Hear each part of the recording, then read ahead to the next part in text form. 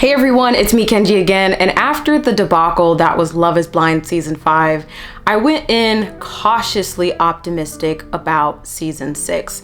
And so far, after watching the first 2 episodes, I have not been disappointed. It has been a whirlwind, and in this video I'm going to be breaking down the first 2 episodes, what I saw, what I thought, and just what I'm really hoping for in the future, because there is so much to discuss. So let's get started. So the first person that we really get introduced to is Jessica, and while in my first impressions video I said that she was very attractive, I thought she was really pretty, that all went away the moment that I found out she had a kid. And it's not because she had a kid that I view her as a red flag. It's the fact that she didn't want to tell any of her partners, especially when it comes to Jimmy. Jessica said it best that when it comes to her and her child, they are a package deal. It's one of her greatest accomplishments. It's one of the biggest parts of her life. And so if that really is so important to your life, why are you hiding it? If anything, I feel like it's entrapment. When someone has a child and they refuse to kind of tell who they're dating about it, it's like they're allowing that person to fall in love with them, and then when they're in love say, hey, I have a kid, now you're in love with me, now you're stuck with me, because you like it. It's not cool, and not everybody wants to be a parent, not everybody wants to be a step parent. And then you add to the fact that the kid is like 10 years old. It's about to be a preteen, and teens are not easy to deal with. Now, going on to Jimmy, I would say Jimmy is a big green flag. Now, I feel like I was right on the money when it came to Jimmy in my first impressions video. His voice is just like the salt of the earth. It's very mellow, it's very deep. He comes from a small town. He just wants to settle down. He's simple. I mean, he said it himself. He's a simple guy. And so I really hope that he can find love. He seems like a decent person. And it seems like he's really teeter-tottering between Jessica and Chelsea, which that actually leads me to Chelsea. So Chelsea seems like a really cool person. I thought that Jimmy and Chelsea really vibe because he likes to travel. She's a flight attendant. They both like beer and football and all that jazz.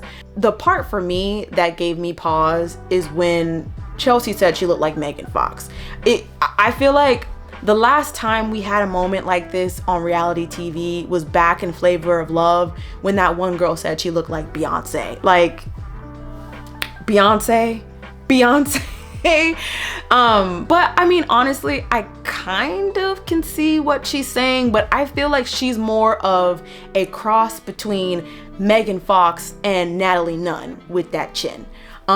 So yeah, besides that, I will say Chelsea is a greenish, a light green flag. And I would say Jessica is a big orange flag for me, just because hiding that you have a kid, yeah, that's not cool. So moving on to the biggest red flag of the season thus far, Matthew. Like, oh my goodness. For those of you who have not seen Love is Blind Sweden, I would highly recommend you watch that show, because oh my goodness, Matthew was reminding me so hard like Sergio from Love is Blind Sweden, because he tried so hard to be like this mysterious guy, not really giving people answers, and then finally some girl decides to crack his shell, and this person being AD, and come to find out he's saying the same things to the same women. Like, this is Sergio, Love is Blind Sweden, like to the T. But I was really happy that the first Amber decided not to, like, when she found out that he was being a 2-timer, that she walked away. You know, she walked away, and good for her for knowing her worth and not standing for that. But AD, at first I felt sorry for AD, but now I'm looking at her like she's a red flag. And not in the sense of, you know, she's an aggressor, that she's a predator, but more like, you can be a victim and be a walking red flag too, because Matthew really did show his true colors. I feel like AD had the opportunity to tell Amber about this earlier, and that also kind of gives me pause as well, because I feel like AD waited to talk to Amber about it when I feel like the evidence was there. I don't think AD needed to talk to Matthew prior, like, to trying to talk to Amber. Amber brought this to her attention. She heard exactly what Amber and Matthew were talking about. So I'm just wondering, like, why did it take AD that long to have a conversation with Amber?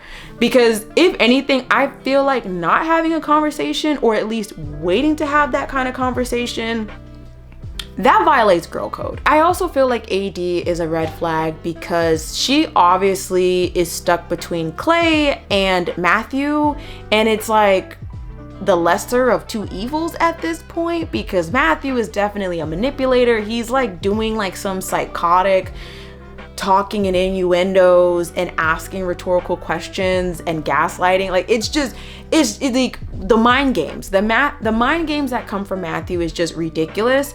And then you have, kind of moving along, to Clay, who, once again, I called this in my first impressions. I said it. There was something about his smile. There was something about his outfit. It was just something about his vibe that gave duplicitous. It gave suave vibes. And the fact that Clay also talks about how he really wants to emulate his dad. His dad is like this suave guy. He's a ladies' man, and he tries to get, confirmation from women, or he wants to get validation from women. I felt like I was so right about Clay, but I digress. The point that I'm making is AD is stuck between a rock and a hard place, and while it looks like Amber decided to just walk away from the messiness, AD is still confused as to like who she should pick, which, I mean, Matthew picked for her.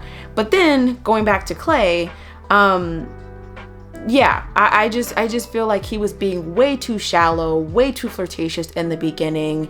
And the most ironic part is all the physical features that he really listed that he was looking for, AD has it.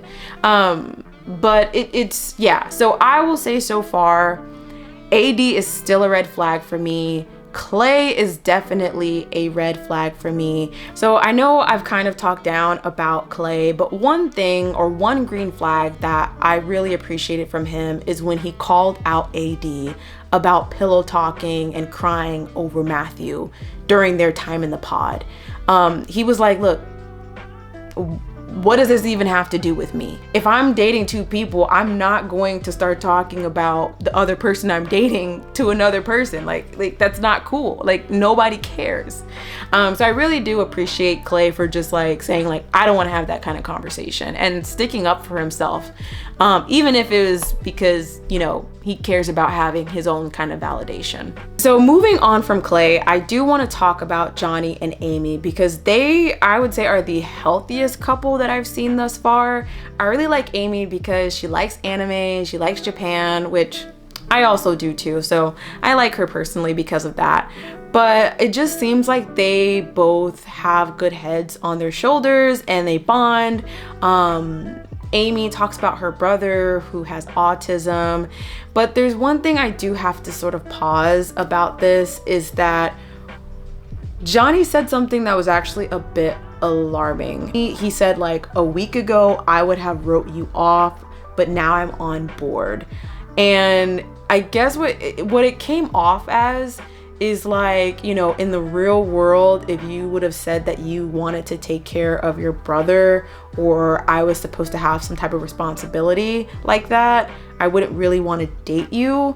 But because we're in this experiment and we are just, the whole thing, we're just kind of like tunnel vision on love, that I can accept that. And it makes me a little bit concerned that in the real world, when there's actual stressors, and if this problem were to arise, would Johnny actually step up? So the last couple that I'll talk about in these two episodes is Kenneth and Britney.